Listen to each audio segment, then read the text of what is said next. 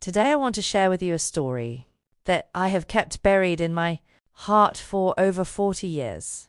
This is a story about survival, about enduring cruelty that no human being should ever have to face, and about finding the strength to keep living when everything inside you wants to give up. This is my story, and I share it now in the hope that it might help someone else who is suffering in silence.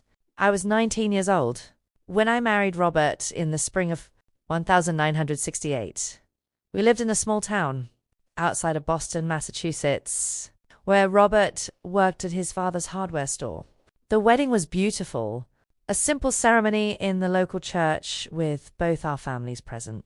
I wore my mother's wedding dress, carefully preserved and altered to fit me, and I felt like the luckiest girl in the world. Robert seemed like everything I could have hoped for in a husband. He was kind during our courtship, always respectful and attentive. He brought me flowers, took me to movies, and spoke about our future together with excitement and hope. When he proposed, I said yes without hesitation, believing we would build a wonderful life together. But there was one concern that nagged at the back of my mind even then. Robert's mother, Margaret, had always been cold toward me. From the very first time Robert brought me home to meet his parents, I could sense her disapproval. She would look me up and down with barely concealed disdain, ask pointed questions about my family background, and make subtle comments that suggested I wasn't good enough for her son. Robert would always defend me when his mother made these comments, telling her that she was being unfair and that she should give me a chance. I took comfort in his support and told myself that Margaret just needed time to warm up to me. After all, it's natural for mothers to be protective of their sons. I assumed that once we were married and she saw how happy I made Robert, she would accept me. How wrong I was about that.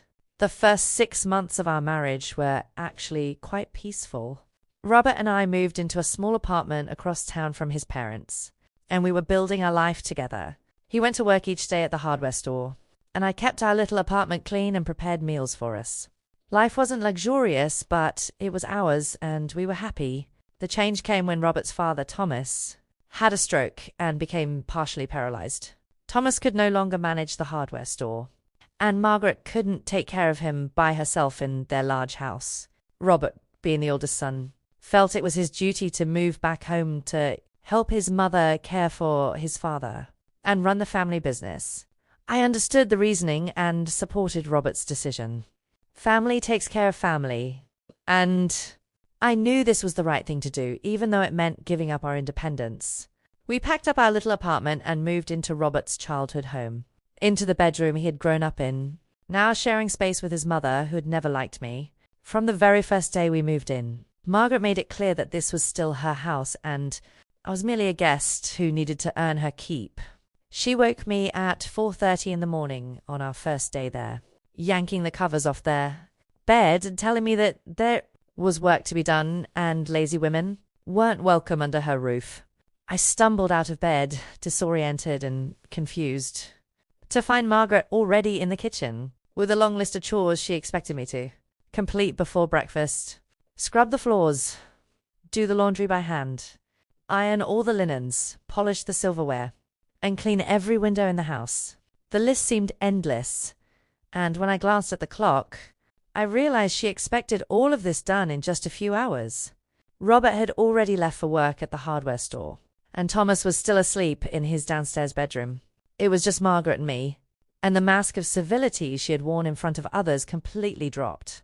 She stood over me as I worked, criticizing everything I did, telling me I was clumsy and useless, that her son had made a terrible mistake marrying someone so incompetent. This became my daily routine. Margaret would wake me before dawn with some new humiliation or cruelty. She would assign me an impossible amount of work and then berate me when I couldn't complete it, all to her exacting standards. She would serve herself and Thomas generous portions of food while giving me barely enough to survive, claiming that I needed to learn not to be greedy. When Robert came home from work each evening, exhausted from long days at the store, Margaret would transform. She would be sweet and loving, the perfect mother concerned about her hardworking son. She would serve him a delicious dinner that she had prepared herself. never mentioning that I had done all the cooking while she watched and criticized. If I tried to tell Robert about how his mother treated me during the day, Margaret would immediately jump in with her own version of events. She would claim that I was lazy and ungrateful, that she was only trying to teach me how to properly run a household, that I was being overly sensitive and disrespectful. Robert, exhausted and trying to manage both his ailing father and the family business, would tell me that I needed to be more patient and understanding. The first time Margaret physically hurt me was about 3 months after we moved in. I was cooking dinner and I had accidentally used too much salt in the soup. It was an honest mistake, the kind anyone could make, but Margaret flew into a rage. She grabbed my arm with surprising strength, for a woman her age, and thrust my hand toward the pot of boiling soup on the stove. I tried to pull away, but she was too strong. My hand went into the scalding liquid for just a second before I managed to wrench free, but it was enough to cause a severe burn. The pain was excruciating, and blisters immediately formed on my hand and wrist. I ran cold water over the burn while Margaret calmly told me that I needed to learn to be more careful in the kitchen. When Robert saw my injured hand that evening, I told him it had been an accident, that I had been careless. I was too afraid to tell him the truth, afraid that he wouldn't believe me, afraid of making things worse. Margaret had already proven that she could manipulate situations to make me look like the problem, and I didn't trust that Robert would take my side against his mother. The burn became infected because Margaret refused to let me see a doctor. She said it was just a minor injury that would heal on its own, and that I was being dramatic by suggesting I needed medical attention. For 2 weeks, I suffered with an infected burn that throbbed with constant pain. The skin around the wound was red and swollen, and I developed a fever. I tried to hide how sick I was feeling because I knew Margaret would only accuse me of faking illness to get out of work. But eventually, I became so weak that I couldn't hide it anymore. Robert's younger brother, William, who still lived at home, noticed that I looked terrible and insisted on taking me to the doctor, despite Margaret's protests. The doctor was horrified when he saw my hand. The infection had become quite serious, and he said I was lucky to have come in when I did. Another few days, and I might have needed surgery or even risked losing function in my hand. He prescribed strong antibiotics and pain medication, and he asked me pointed questions about how I had let the burn get so infected. I made up a story about being too busy to properly care for it, about not wanting to bother anyone with my minor problems. The doctor looked skeptical but didn't push further. He dressed the wound properly and made me promise to come back if it didn't start improving within a few days. William paid for the visit and the medications, and I was grateful for his kindness even as I dreaded returning home to face Margaret's wrath. Margaret was furious that I had gone to the doctor. She accused me of wasting the family's money and trying to make her look bad. She told Robert that I had been careless with a minor burn and then made a big production out of it for attention. Robert, seeing the professional bandage on my hand and knowing I had needed antibiotics, told his mother she was being too harsh. It was the first time he had really defended me since we moved into his parents' house, and it gave me a small flicker of hope. But that hope was short-lived. Margaret simply became more careful about leaving visible evidence of her cruelty. She would pinch me hard enough to bruise, but in places that would be covered by clothing. She would trip me when no one was looking, causing me to fall and injure myself in ways that could be explained as accidents. She would deny me food for entire days, claiming I had already eaten when Robert asked why I wasn't at the dinner table. About a year after we moved in, I discovered I was pregnant. The news filled me with mixed emotions. I was happy to be having a baby, something Robert and I had wanted, but I was terrified of raising a child in Margaret's house under her cruel supervision. I worried about what kind of mother I could be when I was barely surviving myself. Robert was overjoyed about the pregnancy, and even Margaret seemed pleased at first. She was going to be a grandmother, and she spoke excitedly about having a grandchild in the house. For a brief moment, I dared to hope that the baby might soften Margaret's heart toward me. That motherhood might create a bond between us. But any hope I had was crushed when the baby was born and turned out to be a girl. Margaret's disappointment was immediate and obvious. She had been expecting a grandson, someone to carry on the family name. A granddaughter was worthless to her. Just another female who would eventually leave the family. I named my daughter Jennifer, and she was the most beautiful thing I'd ever seen, despite the difficult circumstances of her birth and the cruel environment we lived in. Holding Jennifer in my arms filled me with a love I had never known was possible. I promised my tiny daughter that I would protect her and give her a better life. Even though I had no idea how I would keep that promise, Margaret's treatment of me became even worse after Jennifer was born. She would criticize everything about how I cared for the baby, claiming I was doing everything wrong.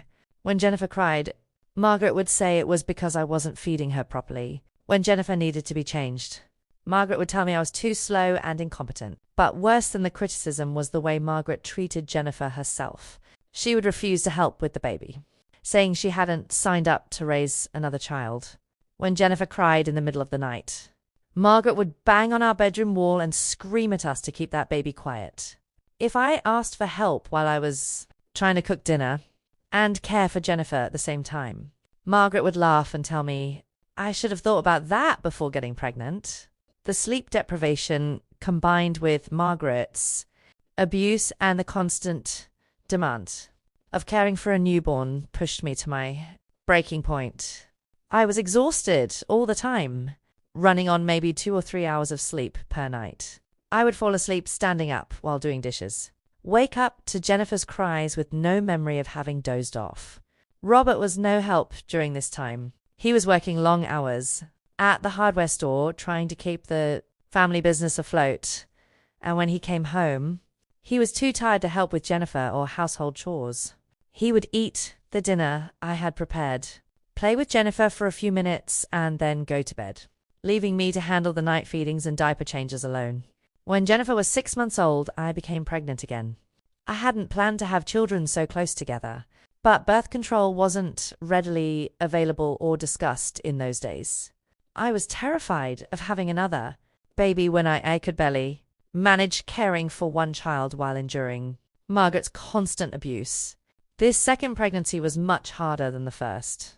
I was constantly exhausted, suffering from severe morning sickness that lasted all day, and still expected to maintain all my household duties. Margaret showed no mercy for my condition. She would make me scrub floors on my hands and knees while I was 7 months pregnant, force me to carry heavy laundry baskets up and down stairs, and deny me adequate food and rest. My second daughter, Patricia, was born in the winter of 1971 once again. Margaret was disappointed that the baby was a girl. She made cruel comments about how I was apparently only capable of producing daughters, implying that this was somehow a deficiency or failure on my part.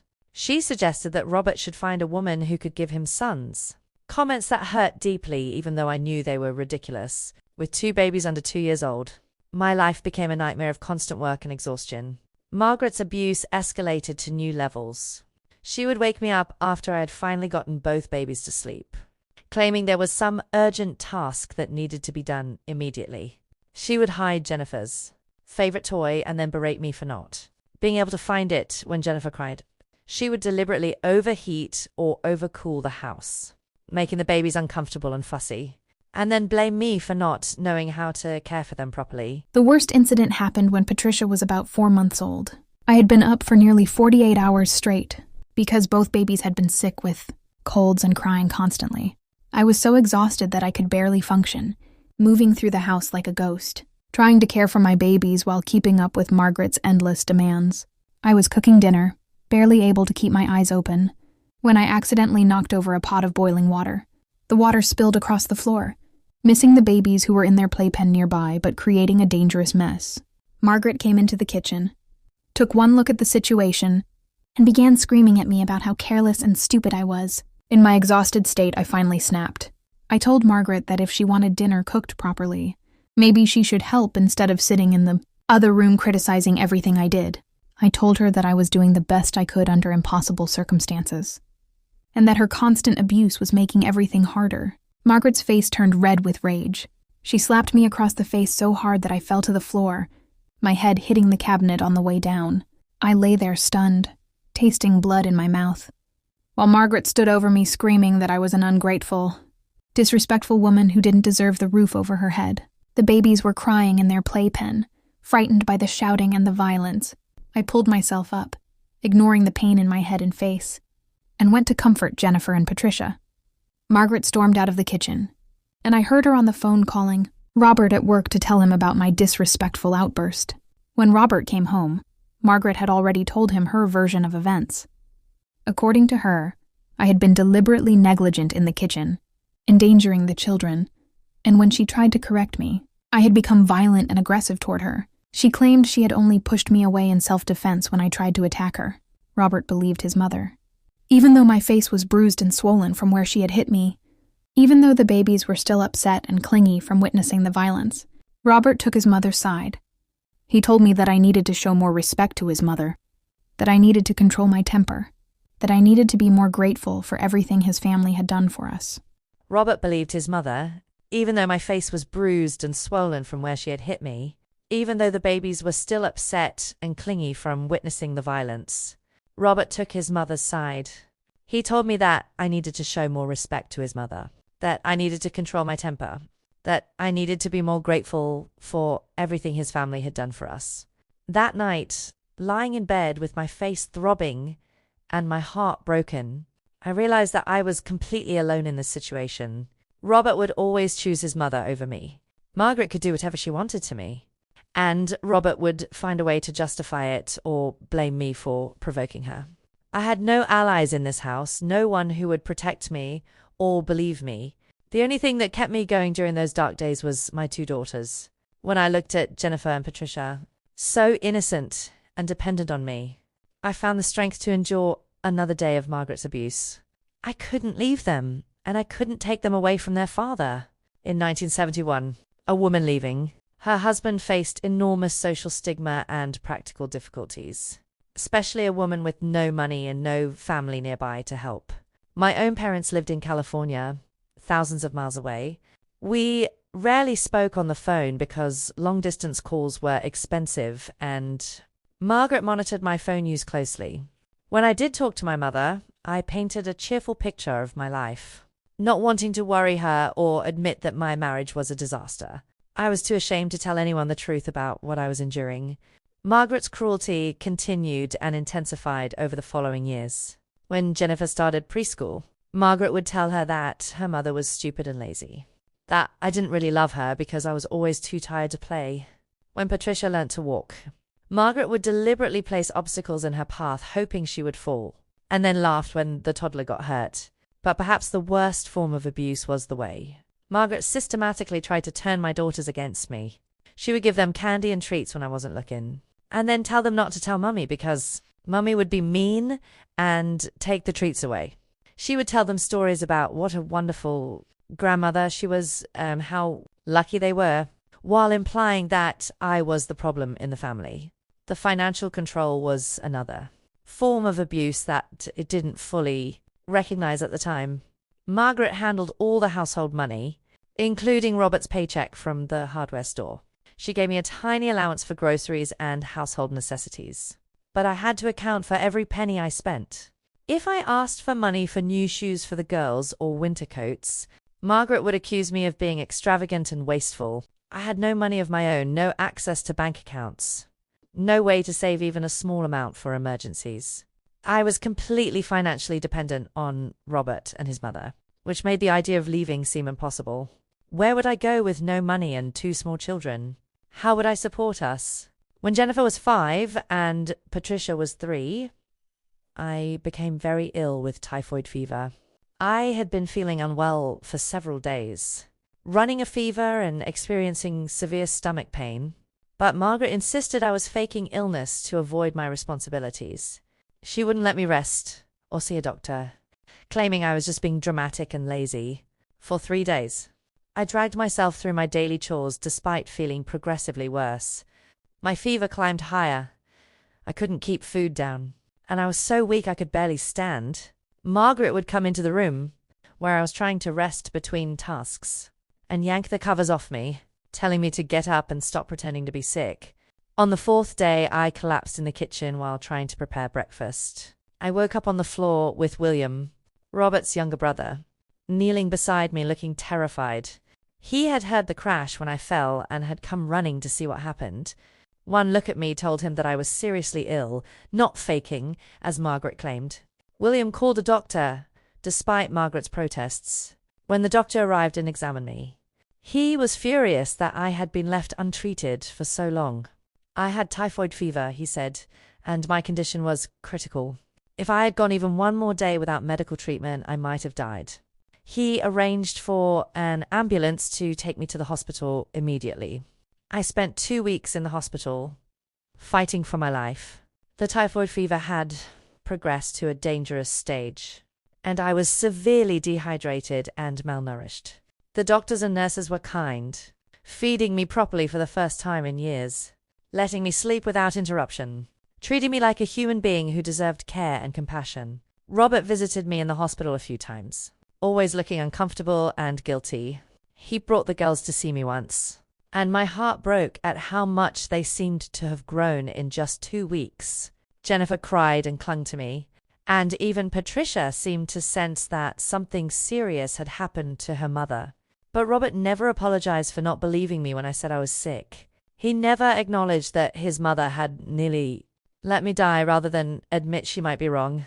He just made awkward small talk and left as quickly as he could, clearly uncomfortable with the situation. When I was finally released from the hospital, still weak but recovering, I hoped that things might change. I thought that maybe this close call would make Robert realize how serious the situation had become, that his mother's treatment of me was dangerous and needed to stop. But nothing changed. If anything, Margaret resented me even more for the money that my hospitalization had cost the family. She made constant comments about how expensive I was to maintain, how I had wasted family resources on my dramatic illness, how I should be working harder to make up for the burden I had placed on them. I was given no time to recover my strength before being thrust back into my regular duties. Within days of coming home from the hospital, I was back to waking at dawn, caring for the children, doing all the housework, cooking all the meals, and enduring Margaret's constant criticism and cruelty. The years blurred together in a haze of exhaustion and suffering. Jennifer started elementary school, then Patricia. The girls were growing up in a house filled with tension and cruelty, and I worried constantly about how this environment was affecting them. I tried to give them as much love and attention as I could, to be a buffer between them and their grandmother's harshness, but I often felt like I was failing. Margaret worked to undermine my relationship with my daughters at every opportunity. She would tell them that I didn't love them as much as she did, that I was mean and strict while she was kind and understanding. She would give them special privileges when I said no to something, making me look like the bad parent while she played the role of the indulgent grandmother. Robert remained blind to all of this, or perhaps he chose not to see it. He worked long hours, came home tired, and wanted peace and quiet.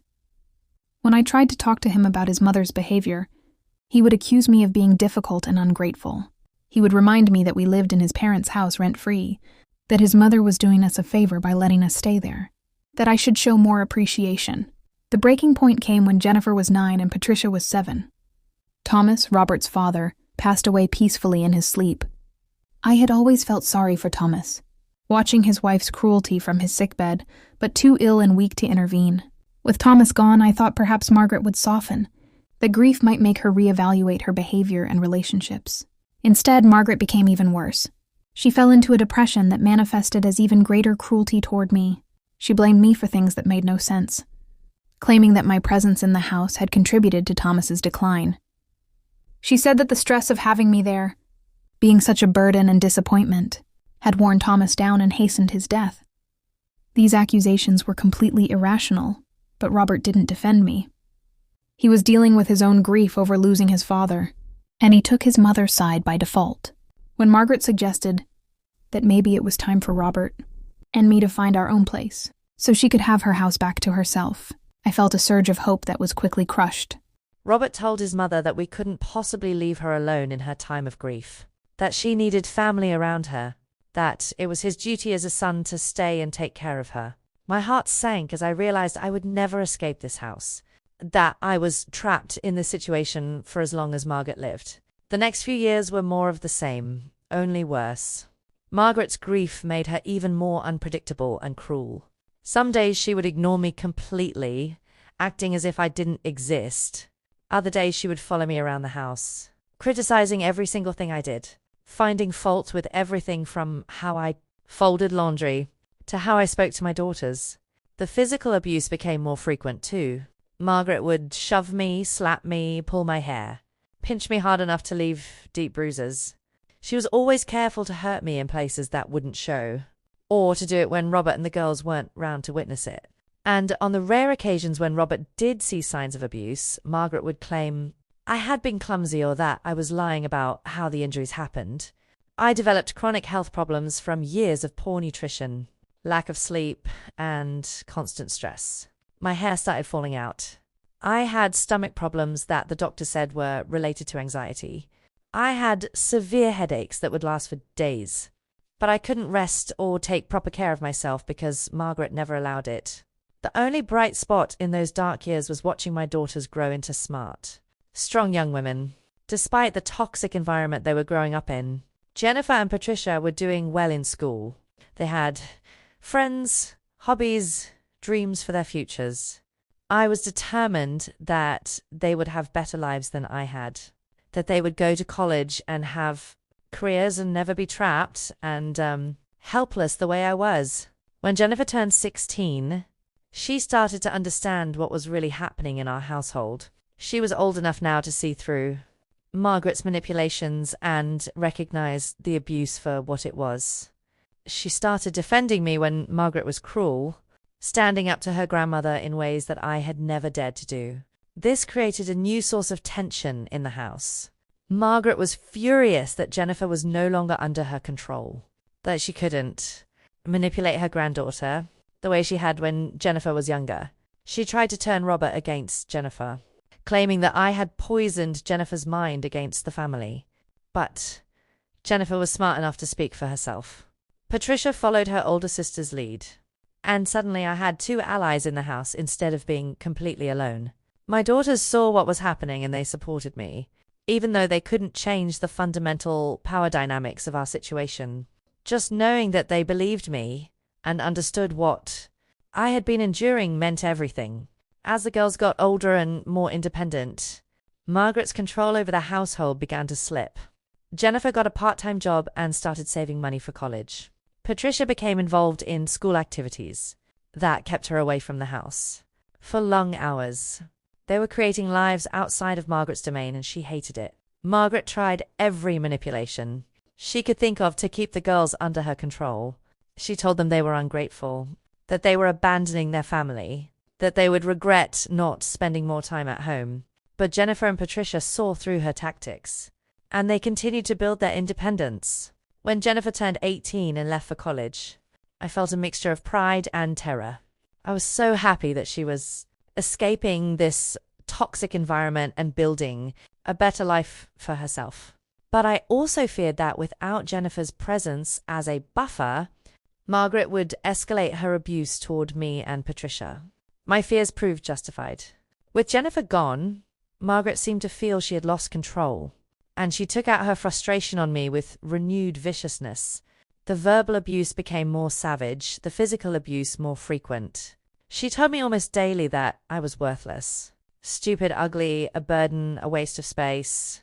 Patricia, still in high school, did her best to protect me, but there was only so much a teenager could do against a determined and cruel adult. Patricia started spending as much time as possible at friends' houses or at school activities, which I encouraged even though it meant I was alone with Margaret more often. The final straw came on a day that should have been happy. Patricia had been accepted to a prestigious college with a full scholarship, an achievement we had worked toward for years. When the acceptance letter arrived, Patricia and I cried tears of joy, knowing this meant she would have opportunities and a future, free from this toxic household. But Margaret saw Patricia's acceptance letter as another betrayal, another grandchild abandoning her. She flew into a rage, screaming that we had raised ungrateful children, that we were turning her own grandchildren against her. She grabbed the acceptance letter from Patricia's hands and tore it to shreds, saying that Patricia wasn't going anywhere, that she would stay home and take care of her grandmother. Patricia, to her credit, stood up to Margaret with more courage than I had ever managed. She told her grandmother that she was going to college whether Margaret liked it or not, that she wasn't going to waste her life being miserable in this house. She said things that I had wanted to say for 20 years, but had never dared to voice. Margaret turned on me then, blaming me for how the girls had turned out, calling me a terrible mother who had raised disrespectful children.